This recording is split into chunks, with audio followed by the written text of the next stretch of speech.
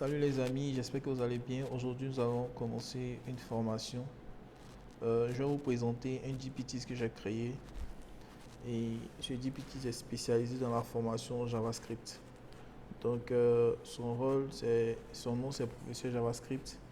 Et il a pour rôle de vous former du niveau débutant jusqu'à expert en JavaScript. Alors, les GPT, c'est une nouvelle fonctionnalité qui a été rajoutée à ChatGPT qui permet à tout utilisateur de ChatGPT qui a un compte GPT+, de pouvoir créer ses propres GPTs. Et c'est comme ça que j'ai mis à la disposition des développeurs débutants un GPT spécialisé dans la formation au JavaScript. Et ce GPT va vous permettre de comprendre les concepts de base de JavaScript jusqu'à avoir un niveau expert. Sans plus tarder, nous allons faire rapidement une démo pour voir comment est-ce que ce GPT fonctionne. Alors, dans le lien de la vidéo, vous allez retrouver le lien de ce GPT. Aujourd'hui, les utilisateurs ont la possibilité de consommer, d'utiliser les GPTs, même si vous n'avez pas de compte GPT+. Donc, si vous cliquez automatiquement sur le lien, vous allez voir cette page. Alors, donc quand vous arrivez, vous avez le bouton démarrer le cours. Donc, vous cliquez simplement sur démarrer le cours. Automatiquement, vous commencez l'interaction avec le GPT. Bonjour, je suis ravi de vous aider à apprendre JavaScript. Avant de commencer, quel est votre nom? Alors moi je rentre mon nom rapidement, Camara. Ok. Enchanté Camara.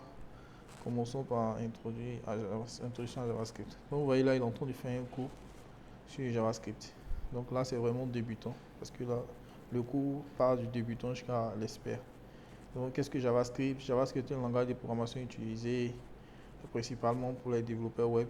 Donc vous avez la possibilité d'activer une nouvelle fonctionnalité qui permet de faire la lecture d'écran intégrée à ChatGPT. Donc là vous activez Enchanté, Camara. automatiquement. Commençons par une euh, introduction à JavaScript. vous allez Qu'est-ce que JavaScript? constater qu'il est en JavaScript est train un de langage de programmation lire tout utilisé le test. principalement pour le développement web. Voilà. Il a été créé en 1995 par Brendan Eich chez Netscape et est devenu un langage essentiel pour ajouter de l'interactivité aux pages web. Donc après le cours, vous avez une question en choix multiple pour pouvoir tester si vous avez bien compris le cours. Donc là, pour vérifier votre compréhension, essayons quelques questions. Quelle est la sortie de ce code? Donc let x qui est égal à 10, let y qui est égal à 15, qui est une chaîne de caractères de base. Maintenant, on fait une console log de x plus y. Donc, supposons que là, je reprends la question B. Ok, vu que c'est B qui est la bonne réponse. Ok, il me dit presque. Camara, la bonne réponse est 105. Voilà. Donc, ici, en JavaScript, lorsque vous utilisez un opérateur de corrélation à une chaîne de caractères string, à un nombre, le nombre est converti en chaîne et le caractère est chaîne de caractères et les deux sont chaînes. Ok, ce sont des chaînes concaténées. Donc, la chaîne de caractères 5 reste une chaîne et 10 est converti en chaîne. Donc, finalement, on se retrouve avec 105. Donc, vous avez vu, moi, la bonne réponse est C. Donc, pour dire que c'est en réalité 105.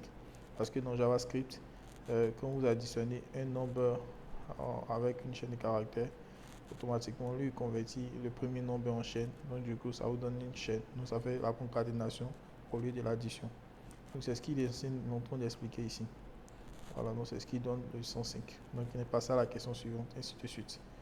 Voilà. Quel est le mot-clé utilisé? Quel mot-clé utiliserez-vous pour déclarer une variable dont la valeur change plus tard? Donc, supposons que moi je vais prendre let parce que c'est let qui répond à ce principe. Vous allez voir ce qui va se passer. Bien joué, Camara. C'est absolument correct. Vous utilisez le mot-clé let pour déclarer une variable et dont la valeur peut changer plus tard. Voilà, donc vous avez vu un peu comment ça fonctionne. Continuons avec les fonctions. Donc on est en train de commencer un autre cours sur les fonctions. Et comme ça, vous allez apprendre au fur et à mesure JavaScript jusqu'à un niveau expert. Merci d'avoir regardé cette vidéo et passez une excellente journée.